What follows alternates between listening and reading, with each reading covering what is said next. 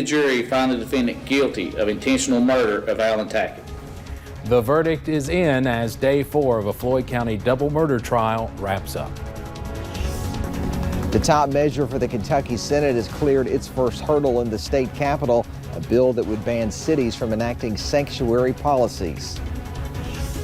Are you tired of this gloomy weather? Well, I'll tell you when sunshine finally returns back to the mountains, now at 6. Dedicated to Eastern and Southern Kentucky, this is WYMT Mountain News at 6. Second time, same verdict. A jury today found Barry Hall guilty of murder and wanton endangerment. He shot and killed Lisa and Alan Tackett more than a decade ago. The Kentucky Supreme Court overturned his initial conviction, but now he's headed to prison again. WYMT's Connor James was in the courtroom as that verdict was delivered. Police say Hall shot and killed the Tacketts with a rifle. It's been nearly 12 years since Barry Hall shot and killed Lisa and Alan Tackett, and 8 years since Hall first heard a jury deliver a guilty verdict. We, the jury, find the defendant guilty of intentional murder of Alan Tackett. Thursday, a rather emotionless Barry Hall sat as a judge once again read aloud the 6 counts he was found guilty of. Endangerment in the first degree. During day 4 of the trial, the defense closed by making the argument that Prozac made Hall crazy. That Barry Hall was incapable of controlling his actions. And that he should be found not guilty by insanity. The prosecution focused on a much different point. And he locates Lisa Tackett, standing in her yard, unarmed and defenseless. That Hall's actions were deliberate, down to the shooting.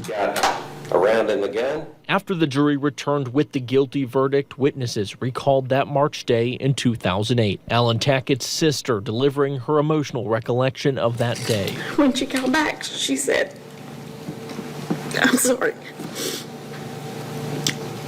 She said, "Are you by yourself?" And I said, "It's true, isn't it?" Now, Steve, just a little bit ago, we did find out that Hall did, a jury did recommend that he gets 2 life sentences without the ability for parole. Just like the verdict, that's very similar. That's what he got last time. Again, a judge will ultimately decide that on April 30th at 9 o'clock. All right, Connor James, thank you very much.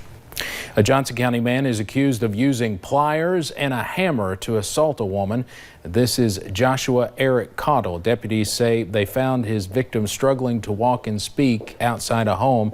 She had injuries to her face, hands, legs, and mouth and was flown to Pikeville Medical Center. They charged Cottle with first-degree assault, among other charges. In Whitley County, police arrested a man after he fired a gun while trying to steal a vehicle. Tony Duvall was arrested yesterday after police got a call about a man walking around the parking lot of Baptist Health. Police found Duvall sitting in a truck with the loaded gun, which they said he stole from the truck. Officers say that Duvall admitted to trying to steal the truck. Duvall is facing a long list of charges. He was taken to the Whitley County Detention Center. People living in one Laurel County subdivision need your help identifying 5 people circling their neighborhoods in a silver BMW. Every time the car is seen, cars are broken into. WINT's Hannah Reynolds talks to neighbors that say they fear what the burglars' next steps will be.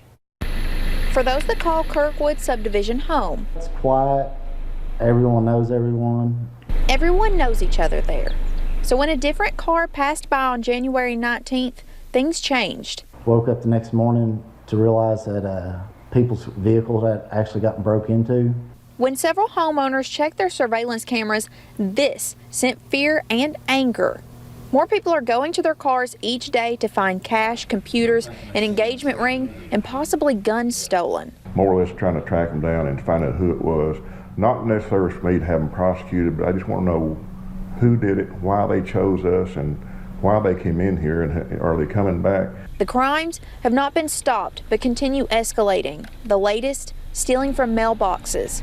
The people of this community are asking, what are they willing to do next? They just keep on and on and on. It's probably better for them if they do get caught. They're going to pick the wrong house one of these days. The neighbors are offering a $500 reward for anyone that can lead to their arrest.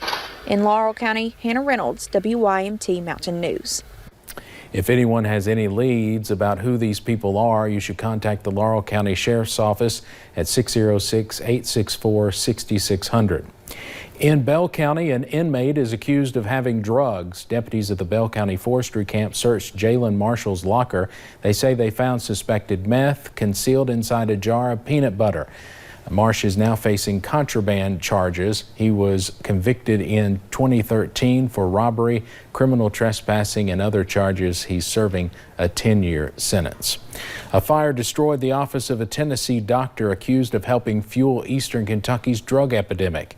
This is video of the scene. Dr. Bruce Coffey runs the clinic and pharmacy with his sons. The Herald Leader reports investigators with the Drug Enforcement Agency think he illegally prescribed millions of pills to drug traffickers in Kentucky and Tennessee. The government is looking to seize roughly $1.6 million from the doctor. No charges have been filed against Dr. Coffey, and no charges have been filed in connection with the fire as of yet. The city of Martin was without water most of the week, impacting the schools, businesses, and residents. The issue has since been addressed by city officials. WYMT's Buddy Forbes has more.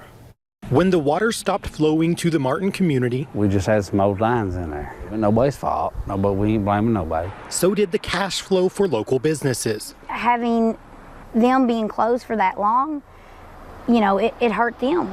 It hurt the employees, and it's also going to hurt the city. Mayor Sam Howell agrees, saying he hates to see the community suffer. I'm so sorry that we've been without water, and and I know it's had an impact on everyone. Which is why Howell says the city has been hard at work finding a fix. Maybe it's not the right fix, but maybe it's the best at the moment. People's out of water, we gotta get the water back on. That's just the way it is. Even if it is only temporary. We fixed the problem, but we will work to better the problem. That's what we're gonna do. We're gonna better the problem. But business owners say they are not satisfied with the way the situation was handled. We appreciate that. We know they're trying to work hard and do that, but the problem is And they are looking for more stability. they had to do that. It should have been done before. But And better communication from the city. not knowing when you go to have a party and then you realize you can't even flush the toilet. Because they want the community to move forward. When you say you're from Martin, they'll say, oh, the ghost town. And they are ready for change. In Floyd County, Buddy Forbes, WYMT Mountain News. Mayor Howe says the city has a plan in place for a more permanent fix for the water lines, but that will have to wait until the weather cooperates. Now, weather just has been on the gloomy side over the past several days, and we have just a few more days of it, and then sunshine will return back to the mountains. But there's those gloomy skies along our UVA-wise camera, and a little bit of a gorgeous sunset. You're seeing a little bit of pink there, so maybe clouds breaking up. But as we look over to Interstate 75, very gloomy conditions, dry conditions as well. We'll continue to see those dry conditions throughout the night. You can see satellite and radar broke up. Those clouds broke up a little bit, and now they're starting to move back into the area. We'll be dropping into about those mid to upper 30s tonight with those cloudy skies once again. And we're going to continue to see more rain Friday and Saturday, but only a few scattered rain chances. We'll get a slight break Sunday and Monday with more sunshine. And then we'll be tracking our next system, bringing more soggy weather back into the mountains by Tuesday of next week. I'll have more details on that coming up. All right, thank you, Paige. It's one of the top priorities for the Kentucky Senate, a bill that, if passed, would stop cities from enacting sanctuary policies for immigration. Supporters say it is simply to help police, but opponents say it could lead to more profiling and problems for immigrants who are in Kentucky legally. WYMT's Phil Pendleton sat in on the nearly 2-hour discussion and debate on the bill this morning. And if there is a city that passes a sanctuary law, Senate Bill 1 is headed to the Senate floor after a 7-2 vote in the Judiciary Committee. this is not a statement on immigration policy in this country. This is a law enforcement issue. Senator Danny Carroll says this bill is about making sure police are not stopped from working with the feds should a city want to enact a sanctuary or a safe haven for undocumented immigrants. If we set the precedent to not allow that, what is next? Do we tell our law enforcement they can't participate with DEA or the FBI? What Senate Bill 1 proposes is a tactic tried across the country before. 5 people spoke out against the bill. Some said that will lead to more profiling and require police to conduct actions they're not ready for. How is an untrained law enforcement officer able to enforce immigration law without significant education and training. I promise you, my senators, none of us do this for fun. None of us do it to steal or commit crimes against the place that offered us a home when ours was taken. Supporters say most of the opposition is from misinformation and believe most Kentuckians support it. And it's disappointing that the statements that were just made at this table are going to scare illegal immigrants in this state from seeking the services that they need. The bill would also impact universities, but would exempt local school districts, rape crisis and domestic violence shelters, and child advocacy centers. In Frankfort, Phil Pendleton, WYMT Mountain News. The bill could be voted on in the full Senate next week.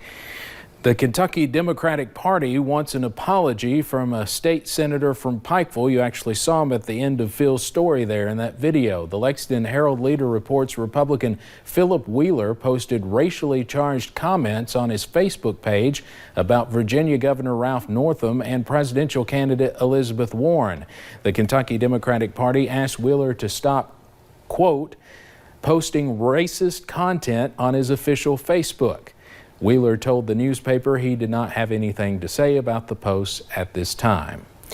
The U.S. Secretary of Energy visited the Bluegrass today. U.S. Secretary of Energy Dan Brulette said this administration is pushing an all-of-the-above policy when it comes to energy.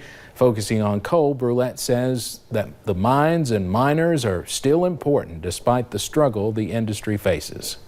These miners are not going to be forgotten, they're not going to be lost. These mines are not going to be forgotten and not going to be lost. They are very important resources that the country has, and we think that we can use them for other purposes. The Secretary also says he sees a big potential future for nuclear energy. We'll see the gloomy weather continue for only 2 more days. We see sunshine return just in time for some football on Sunday, along with a few warmer temperatures. Also tracking our next system coming up in just a little bit. Plus, the University of Kentucky is taking new precautions against the spread of the Wuhan coronavirus, why it's keeping students and staff away from China.